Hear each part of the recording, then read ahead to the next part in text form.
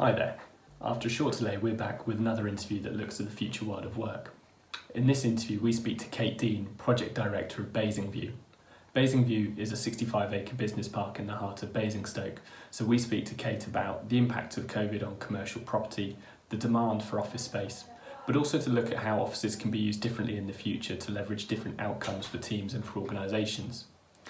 Now, unfortunately, this video was recorded about 8 weeks ago when my hair and my beard were slightly shorter, but the content is still highly relevant and it's a really enjoyable conversation. So as ever, we'd love your feedback, we'd love your comments, so please put them below or schedule a call to get in touch with the team. But from all of us here at Tile Hill, we hope you're safe and well, and we look forward to catching up with you soon.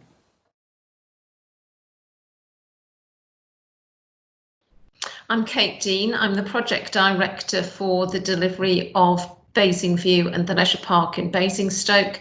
So they are two of our major capital projects and they've got a gross development value of about £500 million. Basingview is very much office-led regeneration. It was developed originally in the late 70s, early 80s, and is probably recognised as the first urban business park in the UK. So we are looking at sort of reinventing that as a 21st century business park in a pretty unique location right next to the town's main railway station. So very well located in terms of sustainability and accessibility. Leisure Park similarly developed in the sort of 80s and feeling a little bit tired now. So we've appointed a joint venture partner in New River to develop a completely new leisure park facility for us. So I'm running that project too.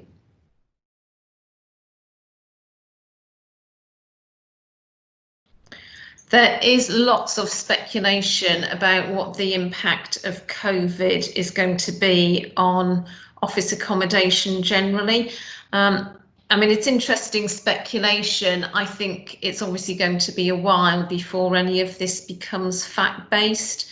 Number of schools of thought on what's happening at the moment and what might happen over the short to medium term. I mean, the first one is obviously that people have enjoyed working from home, that they don't want to go back to work in an office environment as they've previously known it.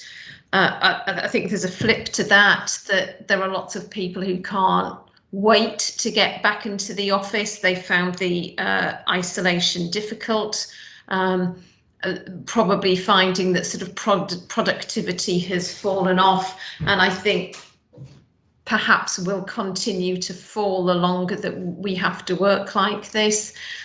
Definitely something about occupational densities. So they have changed quite dramatically over the recent past.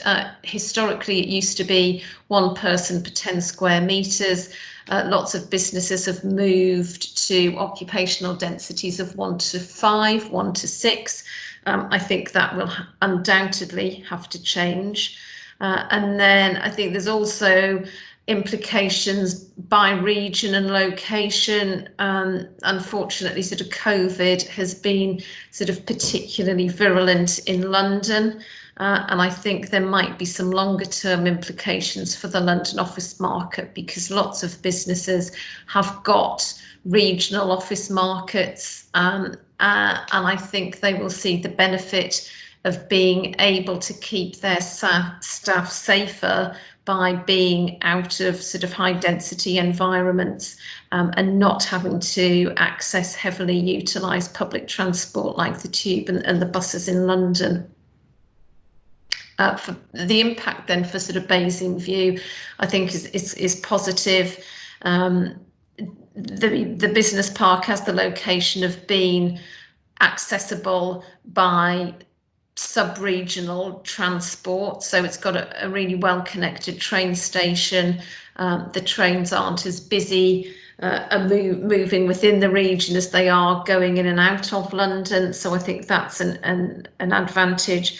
The park is well parked, so because of when it was developed, it has very good car parking ratios, which are what you would expect to see from out of town business parks now. So the car parking ratios are about 1 to 30, 1 to 35. When I compare that with town centre locations such as Reading, they are parked at 1 to 100 square metres now. So that's really good for Basingview, that we can still accommodate those who want to drive to work. And I think there will probably be a predisposition for those who do return to work, that certainly initially they will probably want to drive to work anyway. So I think we're well placed to accommodate those who want to drive, but equally those who are happy to use the public transport network.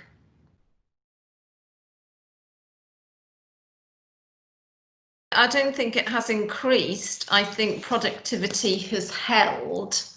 I just don't know how much longer it will hold. I think the longer we do it, the shortcomings of it have become self-evident. You know, I spend most of my day on calls, and there's a lot of people who can't connect their cameras, whose, you know, broadband falls out. So the calls themselves are suboptimal. I think there's been a bit of a make do and mend approach to it, that everybody sort of embraced it as positively as possible when we were in these circumstances.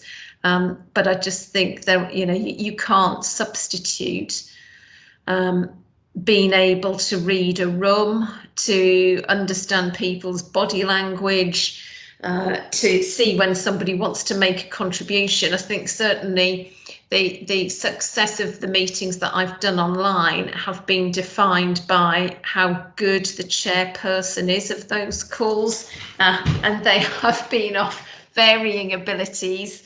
And I think, you know, if you have somebody who is struggling to chair meetings remotely, they become sort of quite frustrating calls to be on. So I think productivity long term, it'll be interesting to see where it settles.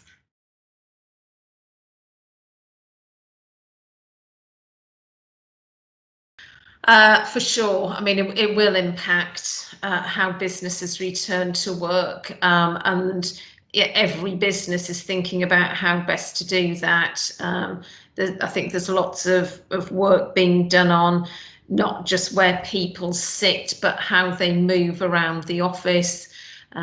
Talk of making buildings contactless. I was talking to one of our agents yesterday, and One Canada Square, which is the main tower in Canary Wharf, has refitted, so it is entirely contactless now. And I think there will have to be more of that. We are looking at the buildings that we've got in design at the moment in terms of how to make them contactless. So I think that there'll certainly be developments like that are sort of put into place. Things like, you know, how to use the canteen, how to use kitchens, how do you get people in and out buildings when you have to have one-way systems around buildings to sort of try and minimise that contact. So there are all sorts of interesting challenges about how you do get people back to work while we are still respecting social distancing. What that then looks like once we have a vaccine, and there's lots of speculation about when that will be available. Is it September this year? Is it sometime next year? But I think that then enables a different type of thinking about how the office space can be used. And I think there are great opportunities for business to do really good stuff around sort of health and well-being, because I think that is a big part of what this change should bring about, that people think about, organisations think about how best to design offices for the health and well-being of the people that work in them. So the one that we've talked about in terms of densities is an interesting one.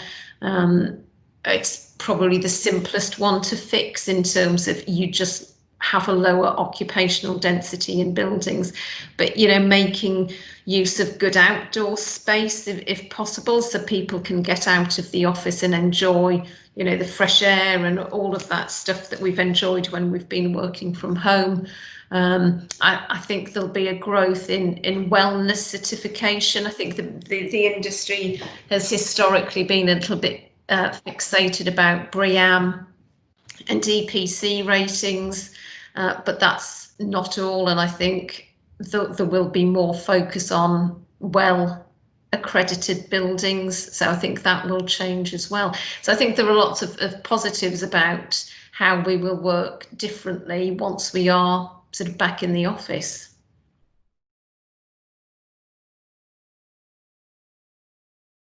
Yes, indeed. And again, we're kind of lucky at Basingview because the buildings there in the main were designed sort of in the 80s.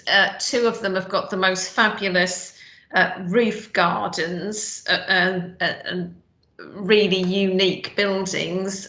Some of them have got sort of big atrium areas, so people can use the breakouts in the atrium, they can use the roof gardens. So it's just making the most of what you've got in the buildings that are leased, because lots of occupiers, lots of businesses are committed to long-term leases, and I think are perhaps reluctant to commit to the double overhead of setting up people to work long-term in an office type environment at home, as well as having to maintain the existing offices that they lease and have to continue to lease because of the duration of their lease terms. In terms of creativity, I think a lot of creativity is done in breakout areas rather than meeting rooms. And if you've got some lovely outdoor space, go and break out and do your meetings outside. I mean, at the council, we're fortunate. We've got a really beautiful setting for our offices that are parkside, and we're coming into the summer. So, as we sort of slowly migrate back to the office, there's nothing to stop people doing their meetings in the park.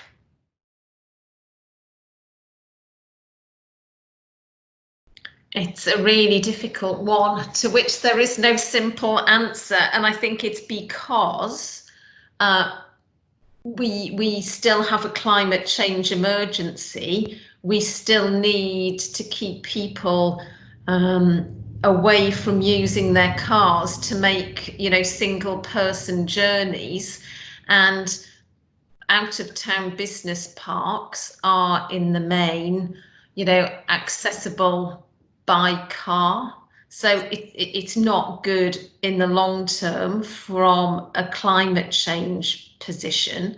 The ones that have got a public transport connectivity tend to be connected by bus rather than train.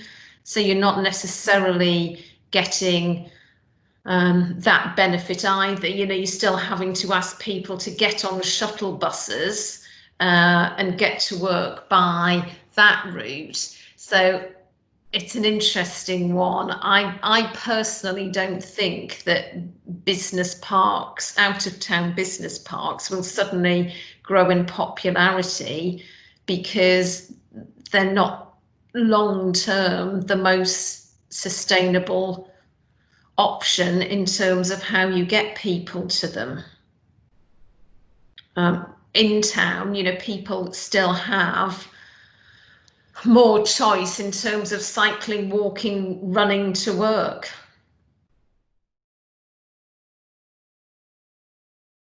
What we have seen is inquiries have fallen, and I think that is to be expected.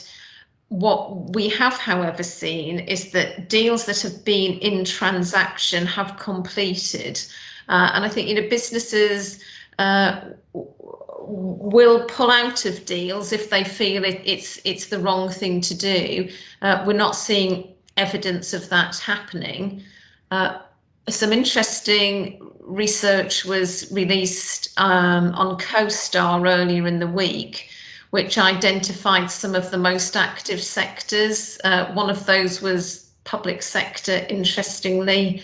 There's been a big letting that's completed in Croydon. Healthcare and pharma has continued to prove resilient, perhaps not surprisingly so, and tech and digital has remained strong. And I think that's always the way. You know, there are always sectors that come out of sort of difficult circumstances sort of strongly, and I think some sectors will outperform others. But just looking at what's happening, there hasn't been a major drop-off in terms of deals being aborted, and I think that's quite interesting that that hasn't happened. And again, reports from our agents that they're starting to see businesses go back out on the road again and start to look at still taking office accommodation. So I think it's, you know, property is always a sort of long-term play. And when you put in something that is sort of a relatively short-term matter, that sort of property tends to operate at a different time scale, which is often medium to long term.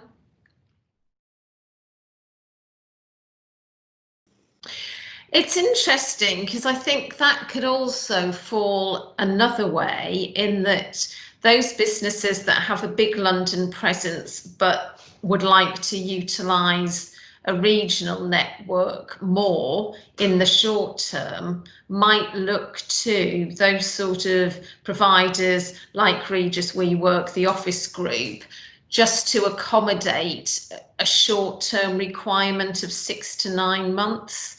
I don't know. It could go either way, but I think there is potential for them to have a role in just meeting that short-term need for some out of London offices.